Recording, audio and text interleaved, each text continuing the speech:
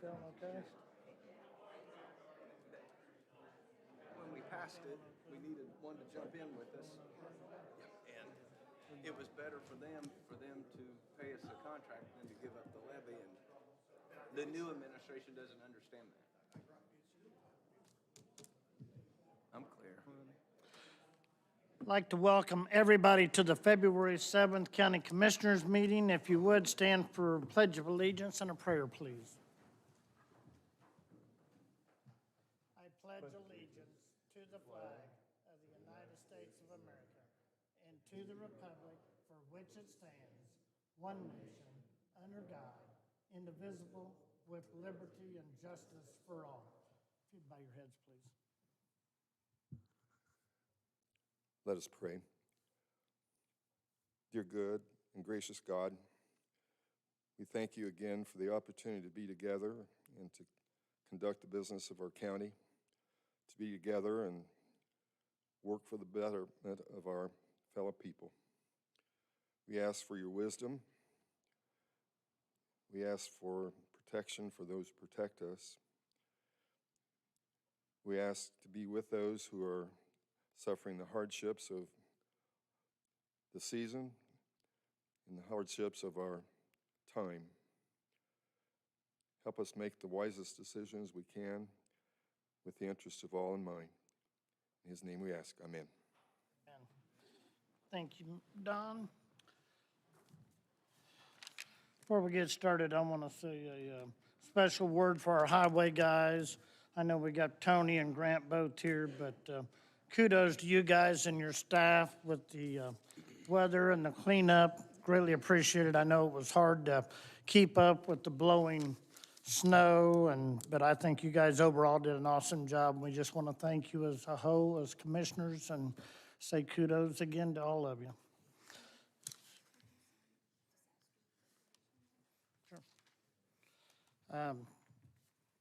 You got claims before you folks. I didn't see any holds on them, Dan.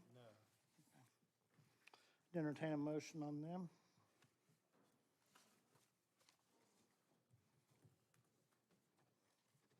I left my copy so I don't know the exact amount. I did so there was no claims. I'll move that we accept the claims, approve the claims of the amount of $2,249,459.75.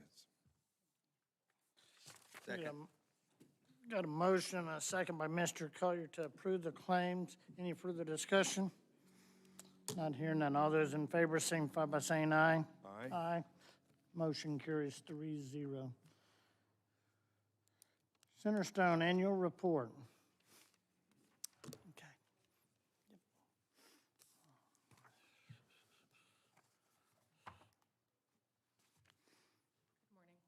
Good morning. It's all yours. Okay. So I've never done this before, so forgive me. You're fine. Our Morgan County site has, in the fiscal year 2019, served 1,417 residents in the county. We, of course, provide services in mental health and addictions. We have provided services from a variety of payers as far as like Medicaid, Medicare, private pay, self-pay. We also provide what we call charity care, which is where we don't get reimbursed, but we still provide the services. Our services in addictions is actually the range of recovery, with the exception of detox. But we do have inpatient rehab in 3 facilities, and then transitional housing should they need that for recovery. We have IOP, or intensive outpatient, at Morgan County. With COVID, we have been able to extend our services across boundaries because we're providing more virtual services given the spike in need. At our location, we have 2 full-time therapists, 2 part-time, 2 community full-time, and 2 community part-time, and then 2 interns. We provide a trauma care group in conjunction with Magdalene House in that house for their residents, which is a trauma care group, and to make sure that, and provide the services to help them heal and hopefully get independence. We have an AM intensive outpatient for addictions, and we have a DBT group. Some of our groups are hybrid, which is in-person and virtual. Some are purely virtual, and some are just in-person, depending on. And then our individual therapy is a mix as well, between inpatient, or in-person and virtual. I can give you the numbers, but I personally am over the adults section, Okay, not the yeah. youth. But adults, we provided mental health treatment, 839, and 386 for youth with mental health who reside in Morgan County. Sorry, I'm looking for addictions.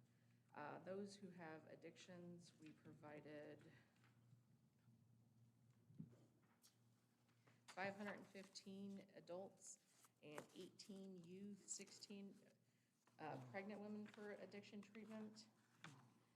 And then we have 54 those who live in Morgan County on medication-assisted treatment. And I think that's it. Sounds like you really took a pretty good dive on your staff with the corona this past year, it sounds like, but you're weathering it pretty good. In our county, we have lost one person to moving out of state, and then 2 people have been promoted within our organization. So we take the hit, Yeah. but we're still okay with that. Well, appreciate all that you guys do, that's for sure. I have a question about the sound. Are you people able to hear in the back? Ears are getting stuffy. Okay, thank you. I enjoyed the report. Do you not also work with our jail? We are not in the jail yet, but we are actually submitting a grant proposal to provide a treatment that we're designing, evidence-based treatment that we're kind of building a program for those who have misdemeanors in the hopes of avoiding them getting further in with like felonies. Okay, That's what we're doing right now. But we have to, anytime we start programming in this location that's under me, I want to make sure we have the staff to Right. provide that. yeah, So, I appreciate I that. want it to be Thank you. sustainable, Okay, thank you. so. Any other questions for Brenda? Thank you so much. I'd entertain a motion on accepting the annual report from Centerstone. Brian Collier makes that motion. We got a motion by Mr. Collier. I'll second the motion. Any further questions from the board or any from the audience? No. Not hearing none. All those in favor signify by saying aye. Aye. Aye. Motion carries 3-0. Thank you Thank so you. much. Thank you. Moving right on along, Miss Sandy or Laura? There she is.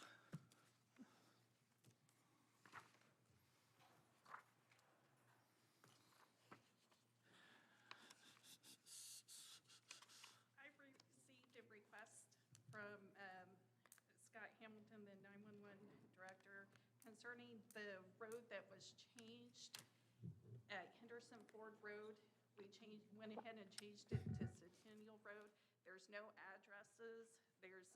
At this point, we don't have any permits or any request of anyone building along there.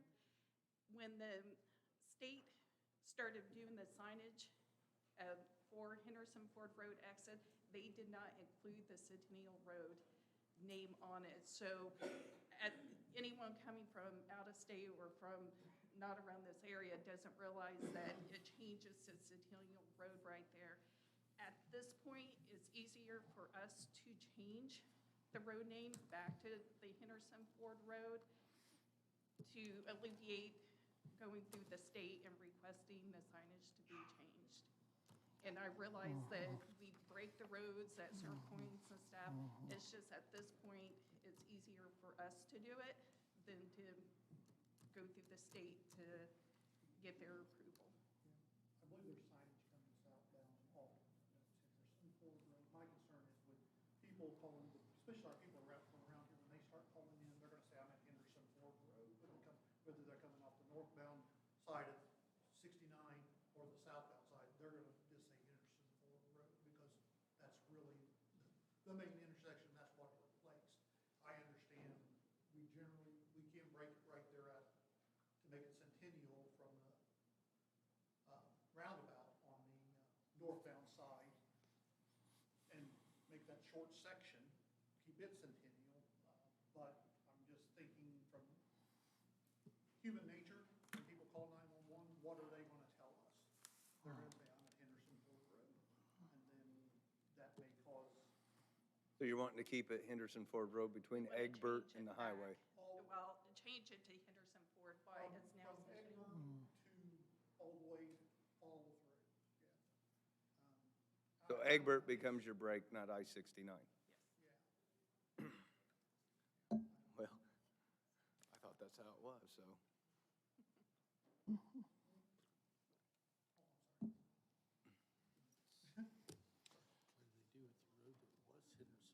Call Bradford now. It's already been renamed. This one here. I mean, and I understand the braking at the interstate. I just, like I said, human nature, I think a lot of the people we get phone calls from, and when they call 911, they're gonna say Henderson Ford Road. That's what they're gonna say. And for us, for speed, getting it catted correctly, we type in Henderson Ford Road and Henderson Ford and the ramp system or whatever for our mapping. You know, if we have to stop and rethink, oh, well, what side are you on? Then it's gonna be Centennial as opposed to just carrying it through to Henderson Ford. That's the way we look at it. I mean, I look at it. I mean, it's totally up to you folks, how you wanna do it. And like I said, the state's already started signage. I don't think there's anything on the northbound side that says Henderson Ford. There may be, but I'm almost certain, because we went out and checked mile markers and had to map all the mile markers in for the emergency responders, so when people calls in, say, I'm at mile marker so-and-so, we can map that on there correctly. I'm almost certain that there's a road south, but the signage southbound, it's already just says Henderson Ford. That makes no mention of Centennial, and whether the state will want to make those changes or not, who knows? Well, I think it clarifies some confusing areas, and I'll go ahead and, Kenny, you've worked with this through 911 and when you were in another facility, what do you think? I'm gonna leave it up to Sandy and Scott, and they're recommending this, and that's what I'm gonna say on it. Way to Not pass the wearing ball on hat that one. anymore. The reason why I turned to you, and I understand their presentation, I just don't know if we bite, for continuity and so if they call in 911, how am I gonna know if it's Henderson Ford to the right or Henderson Ford to the left? That's the other, Because if there's no That- houses and and no you're- numerics, that's, right, and that's the and if I'm other calling in and I'm not catch-22. knowing that it's So Centennial or it Henderson, is- then I probably don't know where I'm at, so I'm not gonna be able to tell you to go back towards Egbert or go towards Centerton, so. Yeah. The only saving grace I'm there, biting my tongue. yeah, the only saving grace there, and you're exactly right, is when you get to the top of that ramp, your visibility down to Egbert is pretty wide open. You can see, if somebody's coming off that ramp, emergency responder, they should be able to see which direction, the incident is, I would think. Maybe not so much. But I'm not gonna call it in unless I'm there. Right. I'm not gonna call that in from the highway. One thing that I will say, I know they did put some wrong signage up at 144, and they did, NDOT we brought that to their attention. They did get up there and change them signs, probably in about a month. It's about a month, but I mean, they did get it done. My big thing is, and I wasn't gonna say a word, because I really respect these two, and they're doing the job now. The only thing, Scotty, it's going against 911 guidelines. You're actually having two road names on a single road now, which leads to confusion. To me, it's a clean break at the interstate. South of there, Centennial Road, north of there is Henderson Ford. If you're gonna use locating directions, or you're using pre-directions on it to identify north and south Henderson, that's a different story, but you're not presenting that, so. If we break it in that roundabout, it could, I mean, as long as we got good signage, that's my concern, is Yeah, how well we're gonna yeah. get signage done from the state, because they, just, it's Yeah. a different topic. Yeah. But we've got this 44 and 252 conglomeration Yep. with the feeder roads. They call that exit 140, okay? 252 is exit 140 and 44 is exit 140. There's about a mile's difference between those two exits. So when somebody calls in and says, I'm on I-69 exit 140, it gets, there's a big margin of error there that we're trying to work through. Yeah, they are. Yeah, they're all tied together though, Scotty. Not that I'm going to Yeah. support anything that NDOT did with road naming, but if you look at the Henderson Ford road name prior to I-69, from 37 to Epcot, that was Henderson Ford. Correct. Now they've named a new road because Henderson Ford, they broke the continuation of Henderson Ford. So actually Henderson Ford going from 69 to Epcot as Henderson Ford is really no different than what it was before. That's correct. And Centennial starts at Epcot Road. And I understand what That's you're saying. basically the same as what it was before. Correct. Yeah, I Then understand that, but I they mean, you're moved not it, now putting. you have Bradford. Yeah, Well, I know, Yeah. and did they consult anyone with that name? I have no idea, but yeah, they've renamed it, but they, once they put in the interchange at 69, they broke the continuity or the continuation of Henderson Ford. So it would probably made even less sense to kept that, what they now call Bradford, naming it Henderson Ford, where there isn't the continuation. Right. So I can kind of understand why that, but anyway, that's yeah, no, my I'm two just- cents. it Yeah. is a perfect, and in either way, we'll make it work, however, one way or the other. It was just something, when I saw the signage up and getting NDOT, I mean, if they've already put up pretty big signs, somebody's gonna have to, whether they're gonna be willing to, I mean, I guess they're gonna have to, but how long it'll take them to get the signage straightened back around. What would you have it changed to? And then my next question is, where's Road Reuben all the way start? up. Where's 44 start? Big Boat Where's Road all the way up. Teeter start? It's one Where's, continuous Yeah, road to Reuben, yeah. 69. what's the That other side of the eliminates bridge gonna be? confusion I having still two haven't road figured names out on a single where road right Morgan there. Street, Yeah, Well, Teeters Purdue is Valley stops and wants you to starts. do when you move do all the way that. across when it turns into Morgan. What, And that'll where, be Teeters all the way where across. did they, So, what part is named and then- Epcot? so where's Not Egbert Edward, start Centennial Road. versus that- Morgan? Centennial to 69. But that's not how it worked before. I mean, I At understand where that. Teeters It's is? dog-legged over. that So you three-way had stop. addresses on there, Yeah. and then now you've started Yeah, so the you're gonna have- it's gonna be Morgan readdressing. Street You've got up till North Teeters Road, Henderson then Ford it will Road change till over it hits to- Martinsville Post Office, and you got Henderson Ford. It would probably, And now you're probably, gonna have I don't know. I mean, that's Henderson just Ford on the south how it side as works. well. So I mean, you still got confusion there. It needs to all be identified with pre-directions Well, as you right did, or you had, post. you had Henderson Ford on the south side before, too. Correct, I know. To the Teeters Bridge? I'm following how that's different. To me, now you've got a continuing straight shot right up there, Centennial Road. In the county, in the buffer zone. Before you had a dog leg. To do East You Morgan had to Street come all the down to way. Egbert Road, turn over and come down to Centennial. Now you don't, you got a clean shot. And all you the way showed me down that the state. picture, but I still, Yeah, Continuous road name. the, I still struggle if I'm trying to find a That's my house big in thing. the middle of the night with no numerics on them, right. where I'm at. No, it's, That way they'll yeah. know where to go north or south when they're there at 69, but they're not presenting that. Yeah. They're not doing a pre-direction or a post-direction. Yep, they got a pre-direction on the Henderson. Which, I mean, everybody that's local is used to Henderson Ford being on both sides of 37, but do we take our, I guess that's where I, See that. do we take our lumps now and discontinue that to have continuity with the rest of the roads? yeah.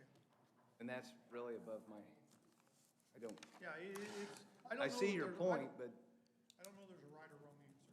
Right. I don't, it's just with the signage, how they did the signage, I thought, oh, we're gonna have to make some adjustments here. I think you can change the signage. I'm not worried about signage. We can order new signs. Yeah. Well, the state, But yeah, well, we'll order, Kenny knows all of them at the state. He'll get us new signs. and that's fine, if we can get them to fix it, then we can leave. I mean, I just worry about the continuity of every other intersection. Being local, Henderson Ford's always on be on both sides of 69 until I get to Egbert. Right. So, but you don't have any houses on it now, so if you're gonna change it to Centennial, this is the time to do it. Oh, yeah, because it is gonna develop. Once we get sewer out there, it's gonna develop, and you're gonna have addresses out there. Right, yeah, no, there's plenty of room there for it to develop. To me, you've already got a motion on the floor by Mr. Adams to approve the road name. Do we have a second?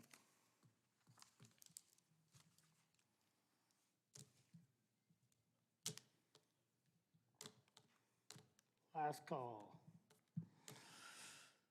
Motion fails for not having a second. Do we have a new motion on the table? I'd like for this to be brought up at the next meeting, because I'm gonna talk to the people out there, and then I wanna, Kenny, you threw something out there that I'm not familiar, the 911, is that a law, is that a rule, is that? 911 guidelines, Purdue come Just a up guideline? with the guidelines for the Purdue grid that we adopted. And we try to adhere to those as best we can, but there are some times where it's an imperfect situation and you just. Now, I understand the point, and I get it. I mean, Right. Henderson Ford to be still on both sides, but I think as this develops, we probably ought to take the lumps now and go to Centennial for the Well, continuity. it's right down the alley, it's Centennial. It is Centennial. And We were just thinking with the signage And that I'm, the state. I'm had put right in. now leaning to keep it that way as development comes in and it's continuity from Teeters and Reuben and everything else gets split at the highway. It's gonna make it a whole lot cleaner, I think, with Centennial Road, when you're going north, have a Centennial Road on that way, Henderson Ford coming the other way.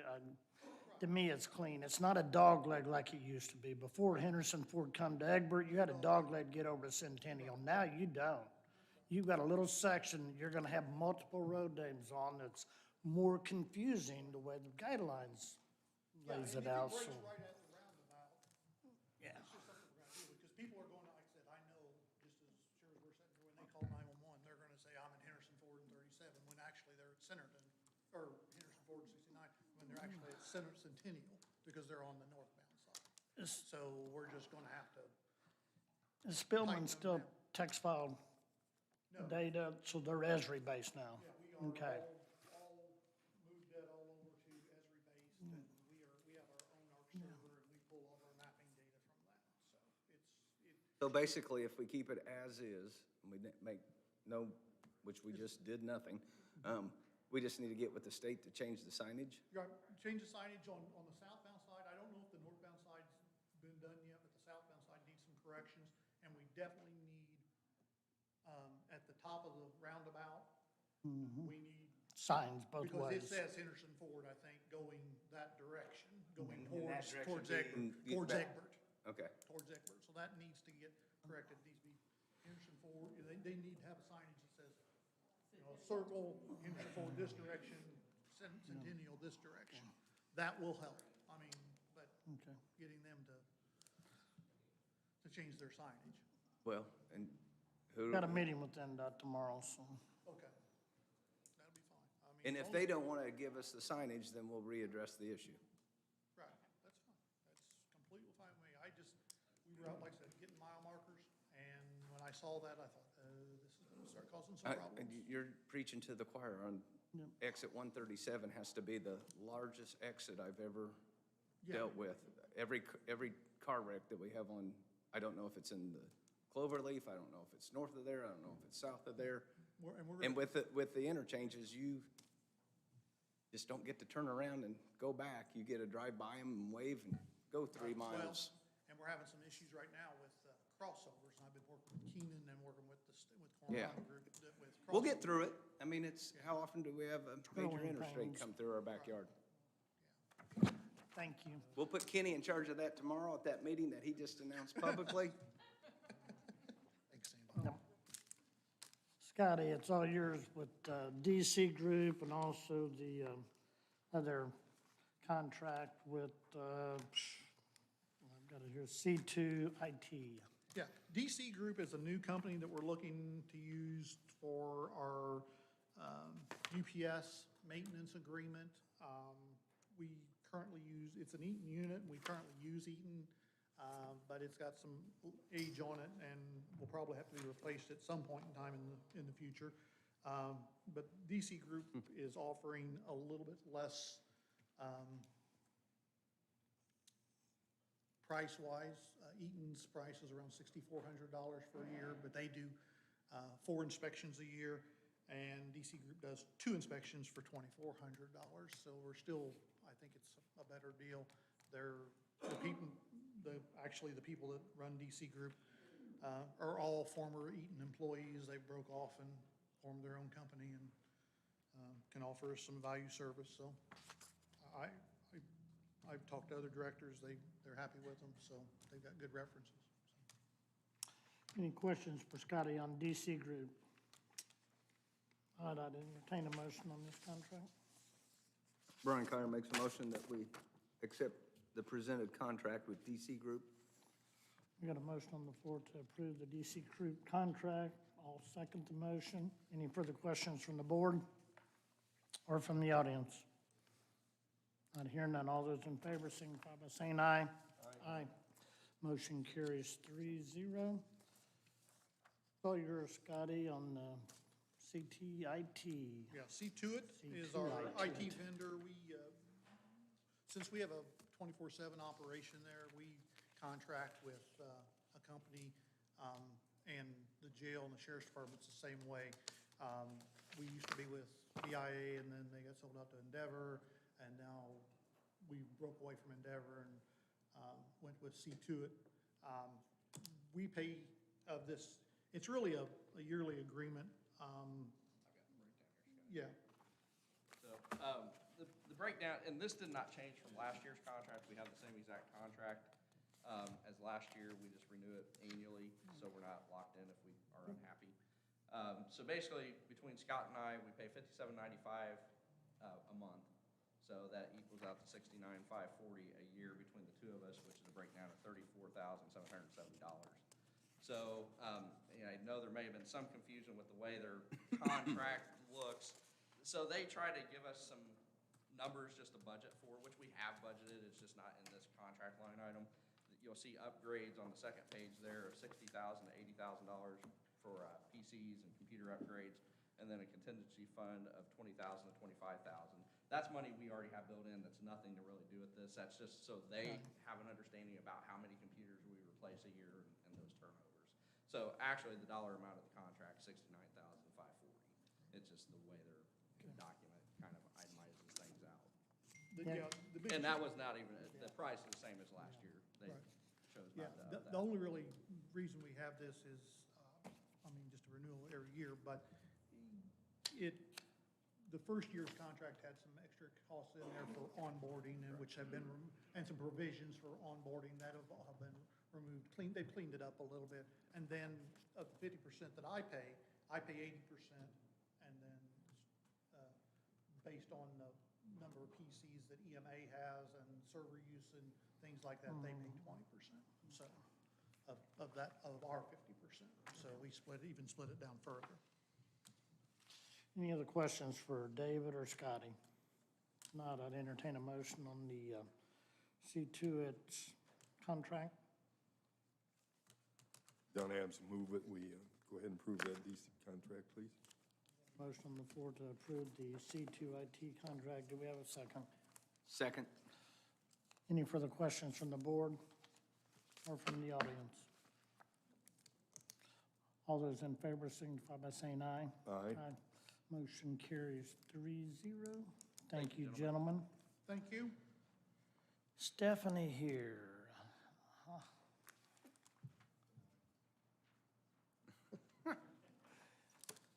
He's always like that. Yeah, he is, isn't he? You notice, Stephanie, they let me sit with all my friends? Yeah, I see they put you down there by yourself.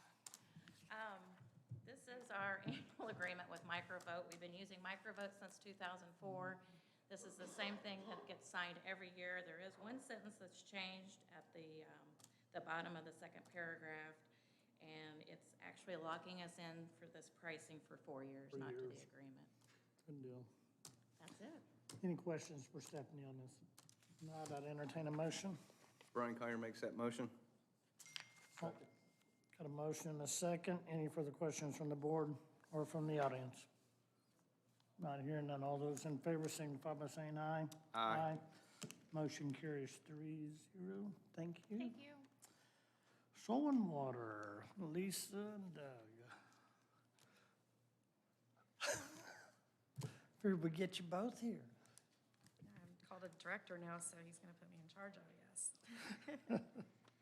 So this agreement that we're presenting with you is very similar to the agreements we've had over the last several years with the county. I did make a few additions, and I think I forwarded that on to Deb and to you guys last week, or maybe it was the week before that now. Just to be a little bit more specific, we are doing a little bit more with grant work now than we used to be, so I wanted to include that. While we still try to do as much education as we can and landowner assistance, we are finding other resources for financial assistance for those landowners other than through the Farm Bill. So in paragraph G, I added that we have been working with the State Department of Ag through their Clean Water Indiana grant program.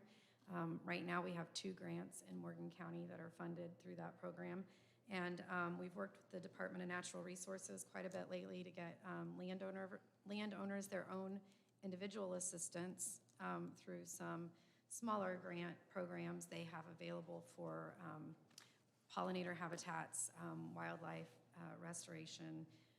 There's some specific songbirds in central Indiana that the DNR will help a landowner to establish those habitats on their property for those specific reasons. And so we're trying to, filter some assistance into those programs as well. Yes, and I was going to say through the LAIR grant program, we're working with them too on the log jams, which I know most of you just heard about that. But so we're trying to, more than just working with the NRCS and the FSA, which are not centrally located in our county anymore, we're trying to work with some of our other partners to find some assistance in other areas for landowners as well. So that was really the only change that I've made to this agreement. Other than that, it's the same as what it has normally been the last several years. Any questions for Doug or Lisa?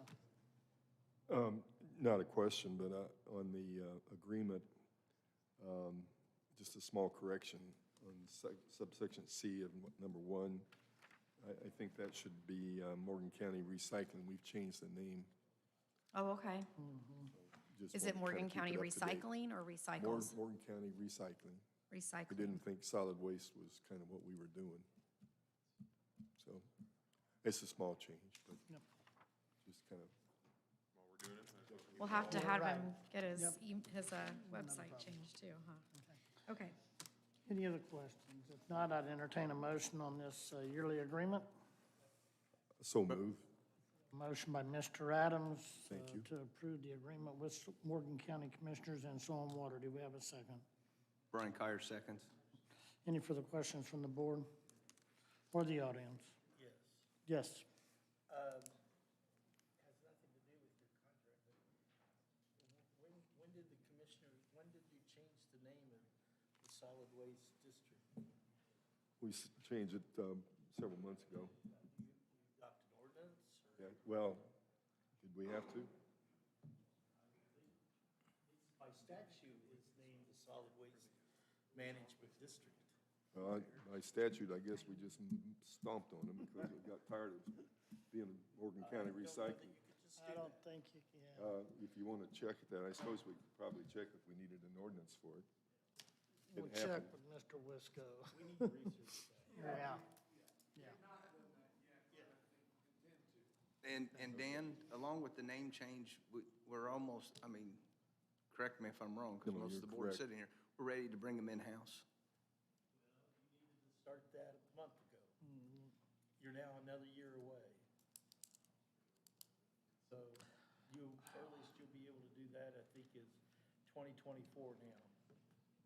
Well, and we've had this talk twice then, and I thought it had to be started by March, so I'll fall on that sword, but then we might as well just go ahead and start it now, even though it will be 24. Otherwise, we'll be sitting here next year having the same conversation, because this is the second year we've had that conversation. I was just wondering the other day, when you stop, you're up by yourself and thinking about things, wondering when or what you were gonna do about the solid waste, because nothing had been done.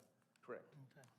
Your names actually should be in our minutes where I said we need to get to with Dan, because he knows how we're supposed to bring that in. He did say that. Yeah, you're full blown. So I do, I really did. He did say that. Yeah, leave it Yes. now. Okay. Then we'll go ahead and get the ordinance all wrapped up. On a whim. all right, thank you. Any other questions from the audience? Not hearing none. All those in favor signify by saying aye. Aye. Aye. Opposed, same sign. Motion carries 3-0. Josh, are you doing this engagement? Engagement letter. Morning, gentlemen. Good morning. This engagement letter from Brandon Morlock on behalf of attorney Rhonda Cook. She's formerly with AIM, did a lot of work, legal work for them. That's who's been recommended to represent us regarding all the steps necessary for buffer zones. And so I present that to you today for you guys' approval. And then I'll also go ahead and mention the next item on your agenda for bot agreement. We're still in revisions on that agreement, and so that should be ready for your next meeting, but it was not finished today. Entertain a motion. Any questions for Josh on the engagement letter? Not, I'd entertain a motion on that. Brian Kyer makes that motion. We have a motion to enter into this engagement letter with Brandon Morlock. Do we have a second? I second. Second by Mr. Adams. Any other questions from the board or from the audience? Signify by saying aye. Aye. I'd entertain a motion on the bot agreement to be tabled for this meeting. So moved. You got a motion, and I'll second the motion. All those in favor of the motion signify by saying aye. Aye. Thank you, Josh. Discussion. I know we did go ahead and get the Amendment 34 Code of Ordinance concerning the emergency management. It's a good working document at this point, and I'd entertain a motion on that unless you guys are ready for it to table this as well, because I've not had a chance to go over it all the way, and I'm sorry, but this weekend I just didn't get it done. I'll make the motion we table. So, second. We got a motion and a second. All those in favor of tabling the two amendments signify by saying aye. Aye. Aye. Motion carries 3-0. We're down to Keenan Blair, MS pay restructuring.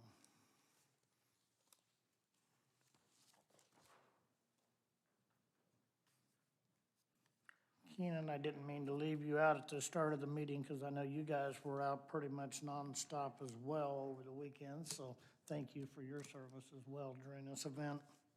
Appreciate that. Thank you. If I pass out, if somebody could just unbutton my top button here. Due to COVID weight, I'm a little constricted. First and foremost, thank you for your time this morning. I'm very well aware that this is more of a budget time issue. That being said, I was not in a position to implement proposed change. Also, that being said, we're wasting a lot of money with our PTO and whatnot. So the issues with recruiting and retaining good qualified paramedics and EMTs are only growing more by the day. So that's why I chose to go ahead and push this now, so we can go ahead and get ahead of the power curve, save money while doing so, and then maintain retention on the folks that we currently have, while we can recruit more. I would like to publicly state, since taking over as director of Morgan County MS, all elected officials have expressed their concern, as well as the concerns of some of the citizens that they represent in regard to our growing budget. That being said, we have been and will continue to work diligently to be as fiscally conservative as possible in regards to our budget. One of the driving forces behind our growing budget is our run volume. We are averaging 200 to 300 runs per year increase. Matter of fact, in 2021, we had a record run volume of 5,212 runs. That also being said, our generated revenue follows our run volume. We also broke a record last year, and we generated a $1.25 million in revenue. So that said revenue helps tremendously by offsetting the costs needed to operate a high-functioning Rule 911 EMS agency, which is exactly what our citizens have right now in front of them. Shortly after taking over as Morgan County EMS Director, I realized very quickly, again, that we were losing a lot of money due to the amount of PTO that Morgan County EMS employees receive.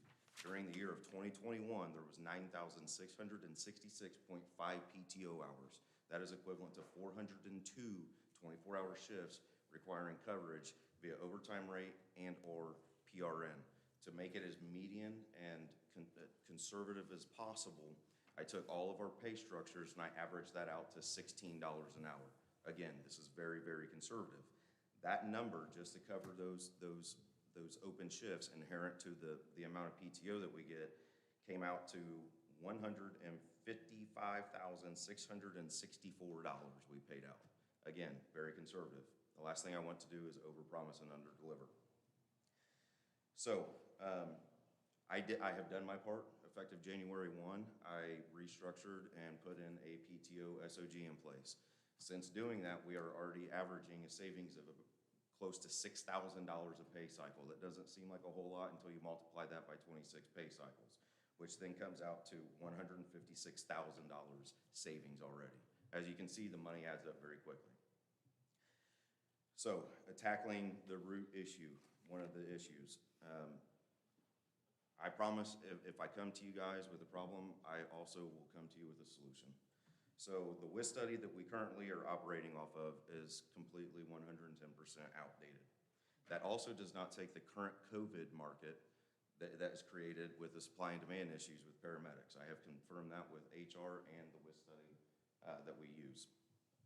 So what I did is I have performed our own pay study, which directly reflects the agency that we are in direct competition with. You can see those numbers on your sheets there. Not only are we struggling with a retention issue, we're also struggling with a recruitment issue. Most of the paramedics that are in this state live and reside up north. We're a donut county. We're very unique in that fact. So it's very difficult to get these highly skilled professionals to drive past much higher paying agencies to come down to Morgan County EMS. Perfect example. I have had a paramedic position open for 5 months. I have interviewed 5 individuals. We still have that opening posted.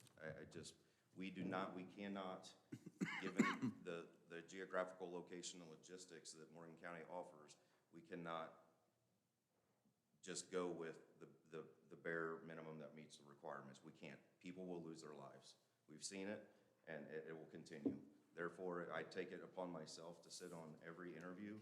And at the end of that interview, if I cannot look at that individual and say, you know what, you're trainable, you're good enough to work on myself, my family member, they're not good enough to work on your family and friends as well.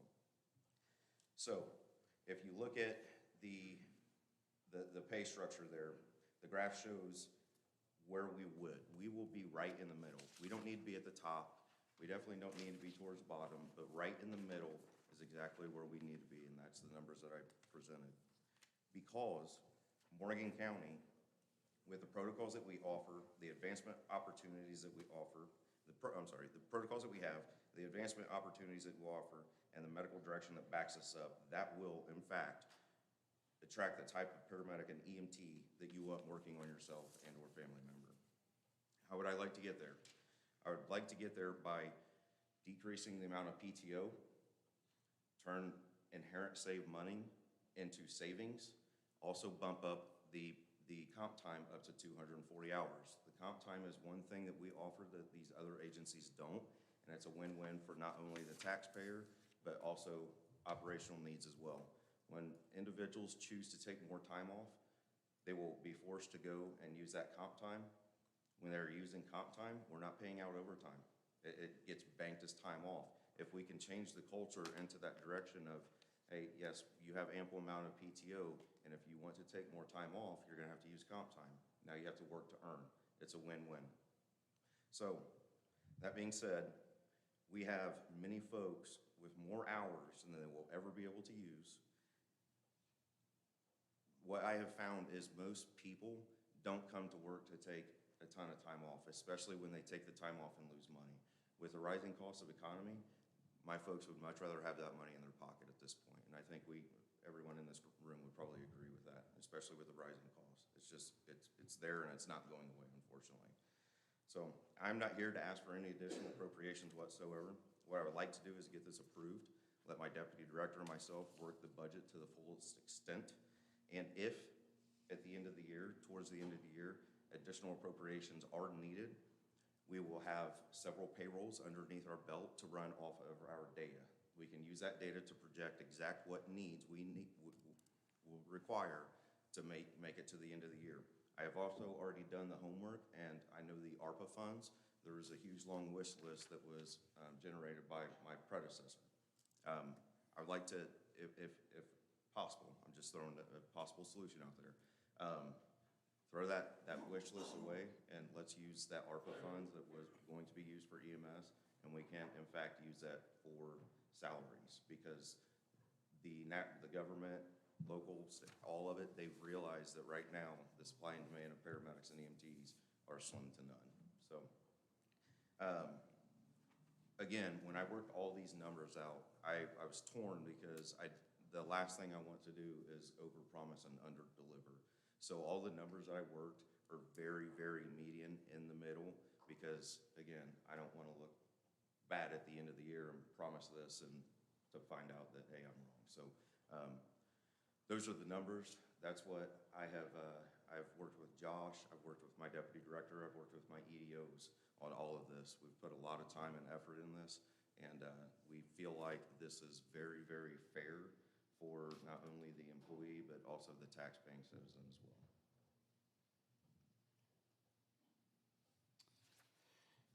Any questions for Keenan? Commissioner Hale, I want to add a little bit to that. Oh, Thank you, Josh, Keenan. sorry. How do we propose to actually have you enact what Keenan's asking for? There's a couple fold. One, within the packet that you have and as well as given to the council and to Dan is the proposed changes in salary that Keenan would like approved. Second are two ordinances for our handbook. The first ordinance details changing the PTO for the employees, for the EMS employees that he mentioned. The second is a change that kind of belies the fact that we're not the only agencies grappling with this. A lot of agencies have changed the way they structure their pay in the recent years. When we started our pay matrix, it took an employee, it wasn't until their 6th year that they started the new rate of pay. Many are doing that much more quickly than that now. And so we are asking for a changed pay matrix. You would get, year 1 would be a position, year 2 paramedic, and year 3. And so within one of these ordinances is also a transfer policy so that if somebody has more than 1 year of experience, they can come in at a year 2.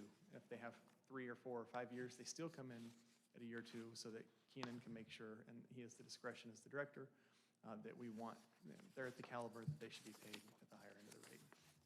So you have 2 ordinances, and then the council will need to deal with the pay. One thing that we don't have, because we thought of the comp time later, is we would still need to bring you an ordinance at your next meeting for approval of changing the comp time to 240 hours, if that's something that you guys are willing to do.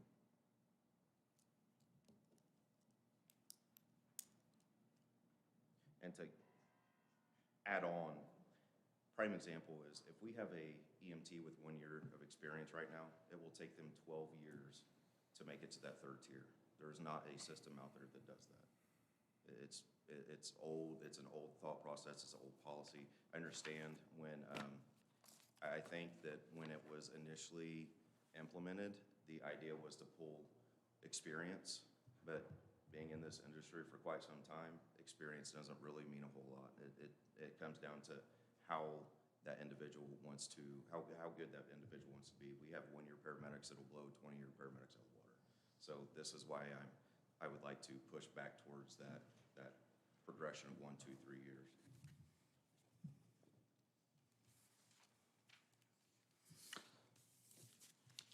Pardon me for stepping out, Keenan. I've had a little bit too much of that stuff this morning, but any other questions for Keenan or Josh on the 2 amendments or the structure that they've been working so hard on? I don't have any questions except appreciation for the work that you have put in and the research you've done and identified a need. I commend you on that. Thank you, sir. Yep. Mr. Chairman, I'd like to recommend that the commissioners approve ordinance 2022-2 and 2022-3, including the pay structure contingent upon the council's full approval of all 3. We got a motion on the floor to approve ordinance 2022-2 and 2022-3, as well as the pay structure that's been presented. Do we? Second. Don Adams seconds. Any further questions from the board or from the audience? Yes.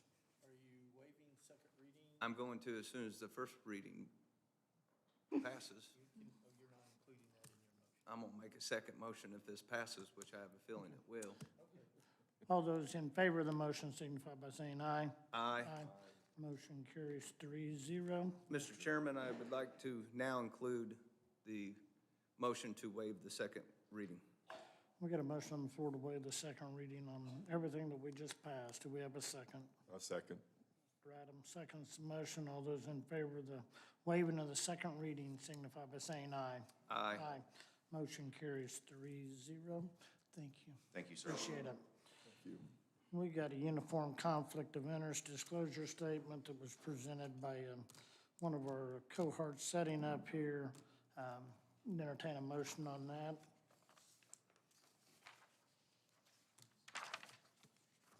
I still move on the conflict of interest. Mr. Adams approves the disclosure statement that was presented. I'll second the motion. All those in favor of the motion signify by saying aye. Aye. Motion carries 2-0-1.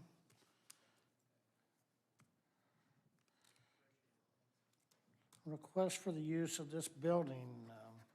You have that in front of you. You see who it is, and looks like it's February 23rd, and I'm assuming, Deb, it's not a conflict of anything?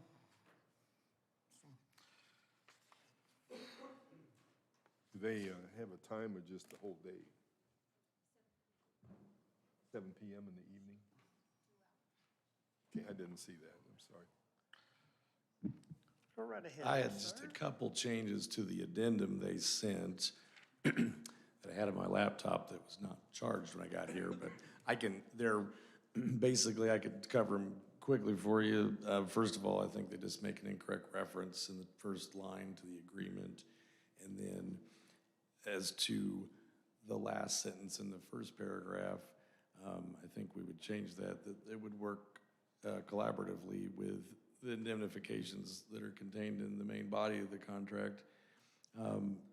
And then also, about halfway down the last paragraph, inserting Morgan County at the end of one of those clauses, as in to say that we would be responsible for claims and indemnify them if the act or the cause of their loss or damage was as a result of Morgan County, and therefore in removing that we would be responsible for their negligence.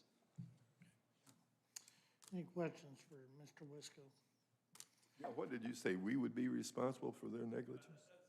Changes I was. Oh, you've made those changes. Yeah, I was looking. I got you. Entertain a motion on this to utilize this room on February 23rd. It would wind down at 7 p.m., it sounds like, Deb. With the few statements that Mr. Wisco is going to clean up and put in here.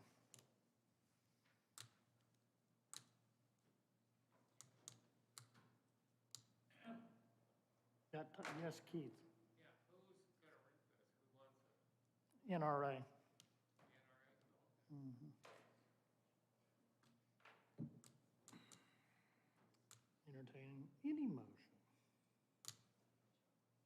Got another meeting? Brian Collier makes a motion that we approve with the discussed changes to the verbiage of this contract, of this addendum.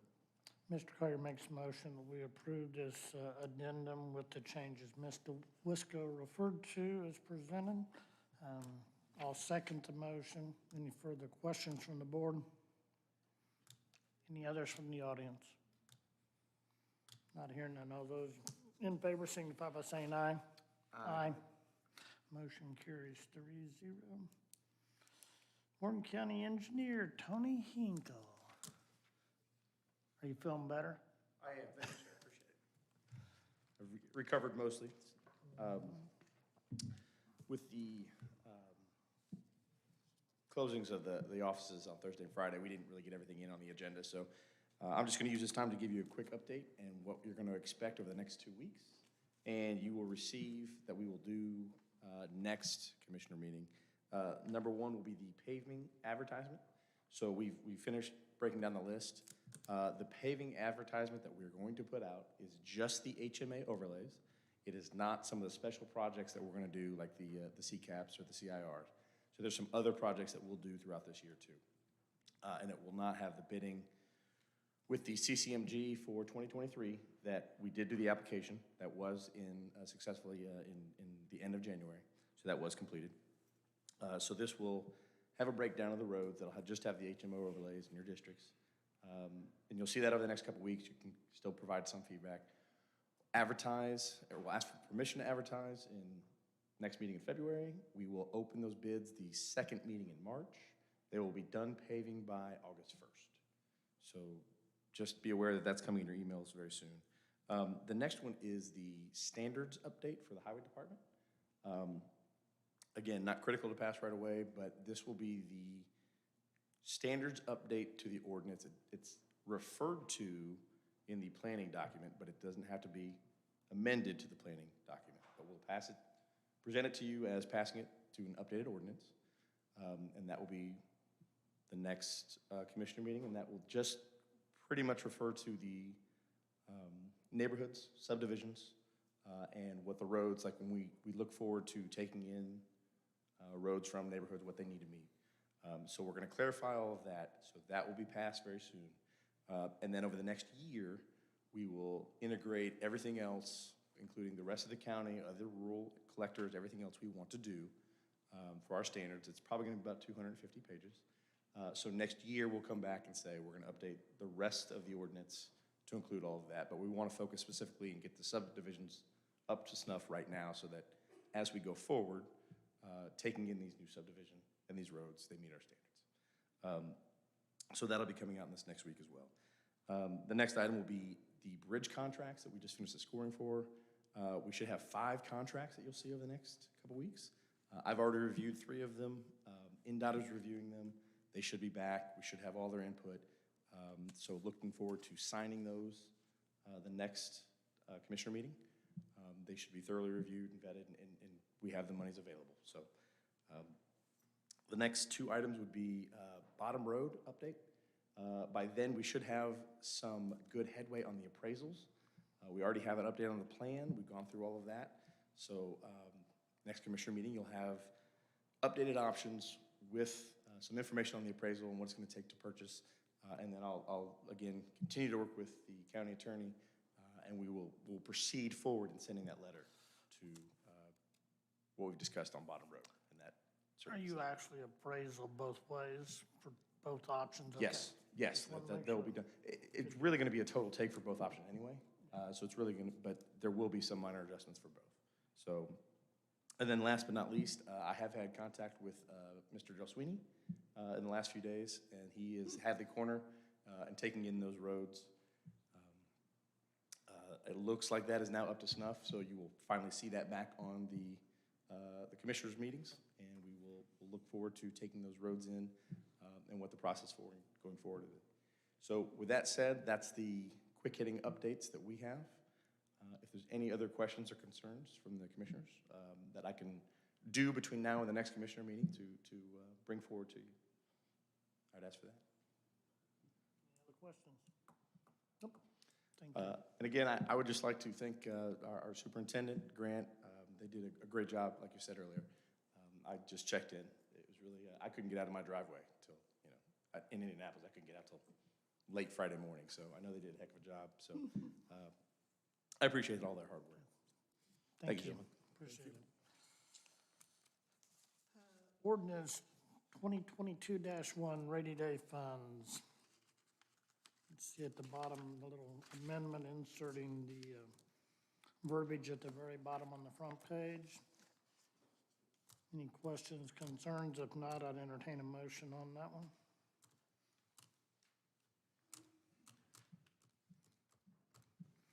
I'm going to go ahead and just read it.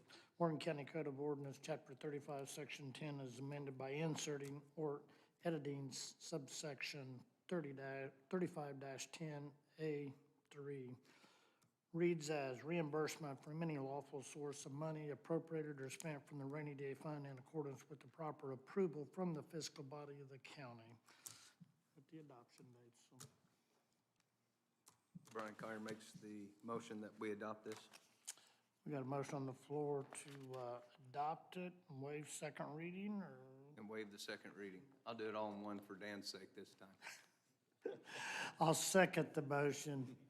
Any further questions from the board or from the audience? All those in favor signify by saying aye. Aye. Motion carries 3-0. He just can't resist, Dan, taking a jab at you. I would point out to Mr. Commissioner that this is the second reading. Yeah, I was gonna say. I'll waive it. I'll waive it anyway, just, see, so I did mess with you. I'll go on record. I don't care who knows that I love Dan Baston. He makes it fun. We still have a few appointments, one being the library board, and I know there's a gentleman that threw his name in the hat for that. I know Deb had been working with Kristen as well, and the gentleman's name is Chet Comer for the Morgan County Library Board. I know you guys have had a chance to read what he's done and where he's done that. He's actually from the Eminence area, but entertain a motion on that one to start with. We have somebody else that you guys have been working with. I move that we appoint Chet. What's his last name there? That's the way I pronounce it. Didn't see it. Chet. I lost that. Chet. To the Morgan County Library Board. I'll Second. Got a motion and a second. All those in favor signify by saying aye. Aye. Motion carries 3-0. Warren County Fair Board appointment. Has anybody had a chance to work on that one? Because I have not, and I apologize there. Moving right on along, and we will get that one taken care of. For the next one, the Community Corrections Board, I know that Brian Foley reached out and talked to the school, and Susie Lips has shown interest in that, would like to be appointed on that to go on the Community Corrections Board. Entertain a motion on that. Brian Collier makes the motion that we accept Ms. Lips' recommendation to be on the board. Got a motion, I'll second the motion. All those in favor of the motion, putting Susie Lips on the Community Corrections Board, signify by saying aye. Aye. Motion carries 3-0. Can I return just a second to the Fair Board? And I just on this as an idea. We haven't filled that position. A couple of one of my considerations. This is an annual appointment. I'd like to. I will go ahead and do it if you think it's any value. But I'd like to put a young person on that. From the, I don't know legally what's the requirement that would be, but I would like to see us put a member of the leadership group from the 4-H and talk to Rena about who that might be. I think they bring a freshness to the board, kind of reduce the mean age a little, and maybe make some good suggestions. We'll So leave that up if to you don't you mind, till I'd like next to go meeting. ahead, just as a casual, let's see what your thought is on that, and I talked to Rena about an appointment that leadership group might make. I'm fine with that, Mr. Collier, you're That good. work? Okay, I'll talk with Rena. Thank you. The ordinance adopting procedures concerning emergency health, other orders, we've already tabled that, I believe, earlier in the meeting. Or is there something else, Deb, that I'm missing? I'm thinking that was what that was. That's what I thought. Thank you. Book user, Brooklyn. Mr. Collier, any thoughts on the Brooklyn sanitation? I know you've been working a little bit on that, or you want to hold off on that? I'd like just to, Think about it.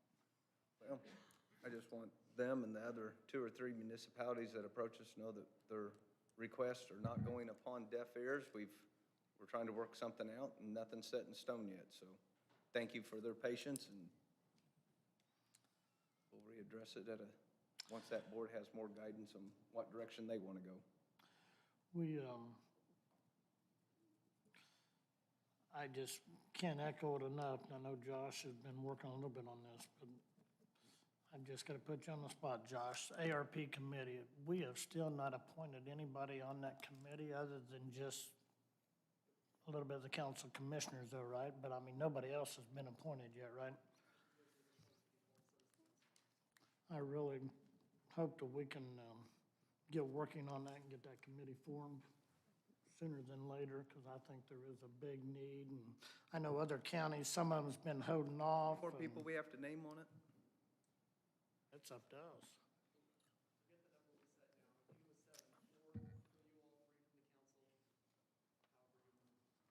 Yeah, well, at the next meeting, we need to have names to be brought forth. I agree, thank you. Minutes for January 3rd and January 18th is in your pack. Move to Entertain a approve. motion on that. Move to approve the minutes of March 3rd, or January the 3rd, January and the- January the 18th. and January the 18th, and I'll second that motion. All those in favor of approving the minutes signify by saying aye. Aye. Motion carries 3-0. You've got a tort claim in your packet as well.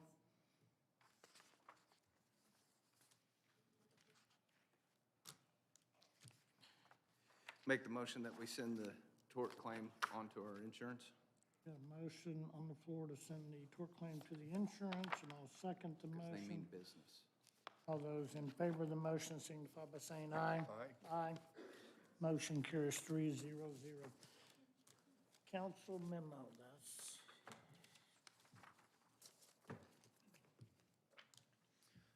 So our surveyor, Terry Brock, has been taking the lead on coordinating with Monrovia. They've got some drainage issues that really impact Monrovia, but also have an impact on us, especially as you move downstream.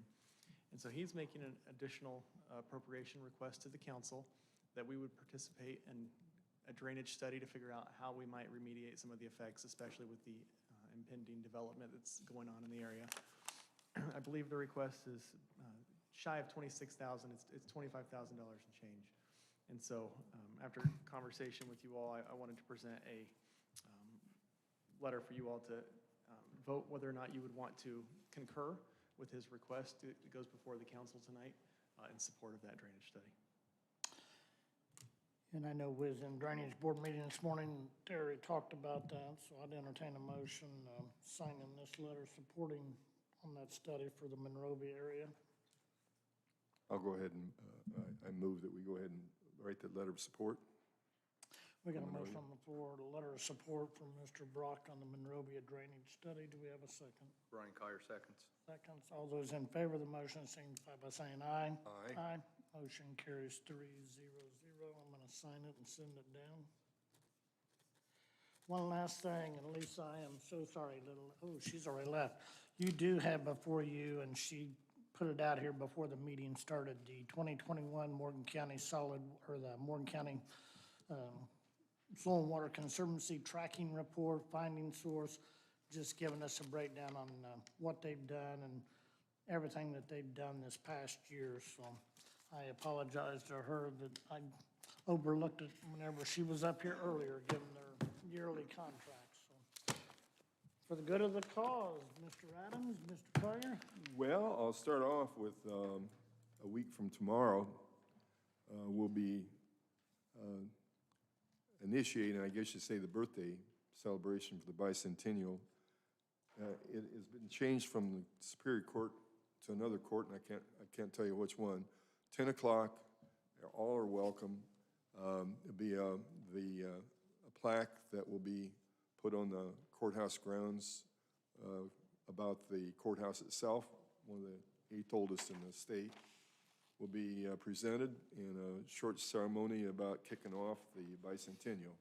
That's next Tuesday, a week from tomorrow, 10 o'clock at the courthouse.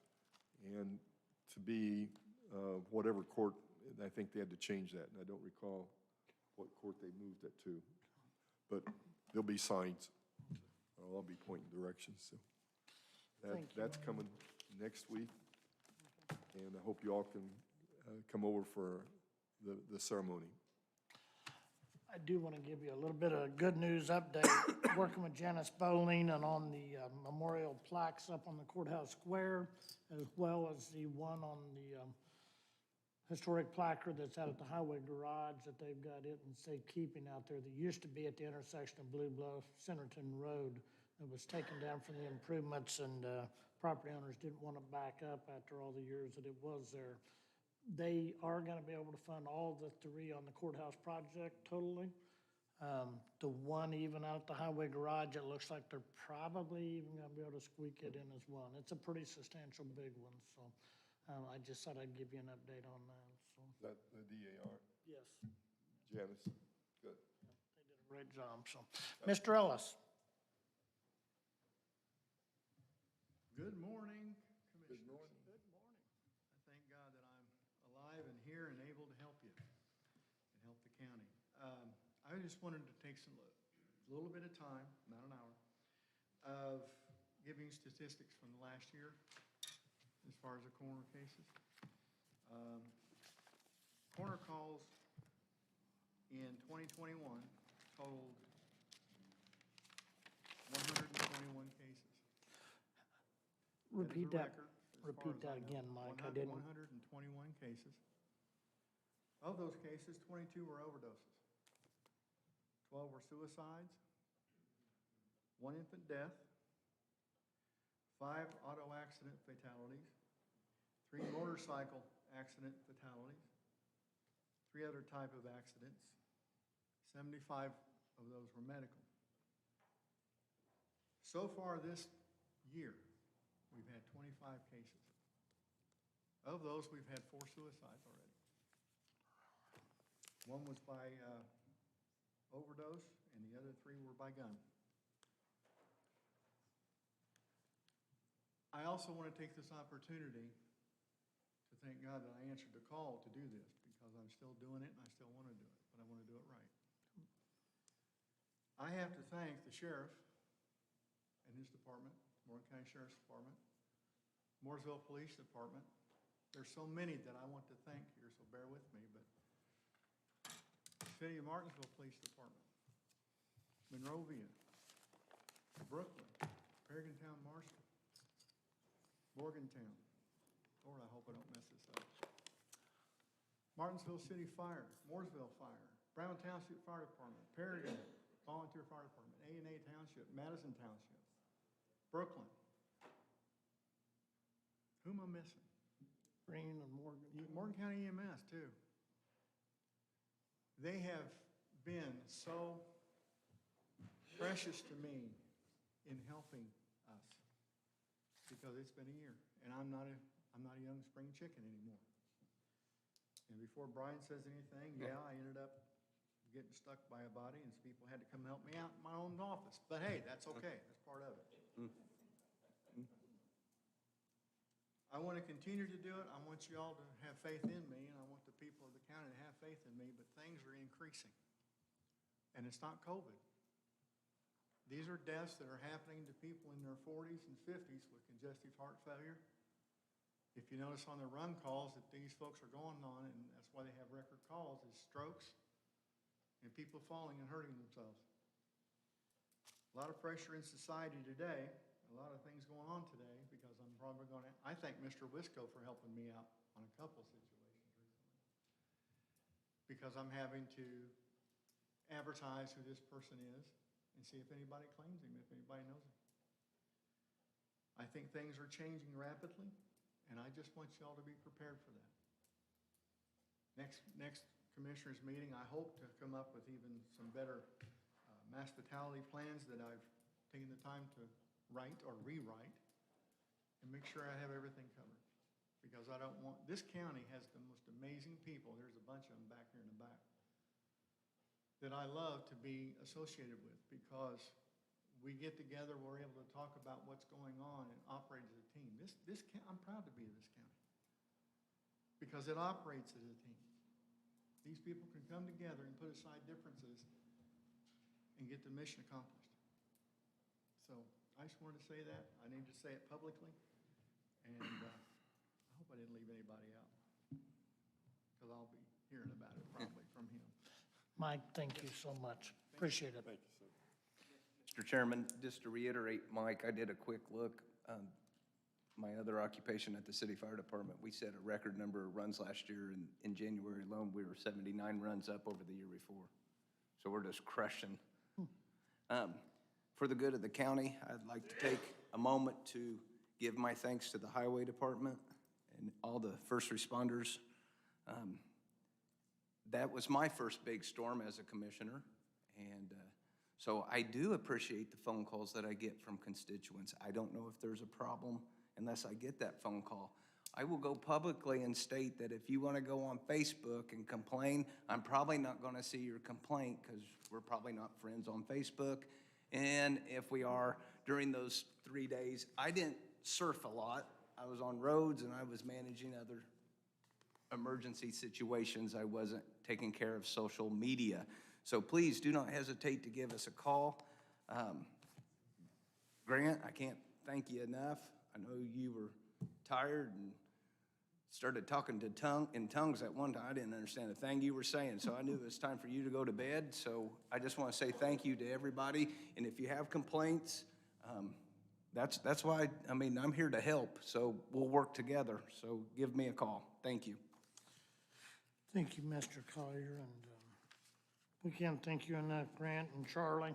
It's definitely leadership, and I did reach out to Charlie as well and let him know that as well. So it's all about leadership, and we thank you all. Entertain a motion for adjournment. So moved. I'll second the motion. All those in favor signify by saying aye. Aye. Aye. Meeting's adjourned. Thank you all. Thank you.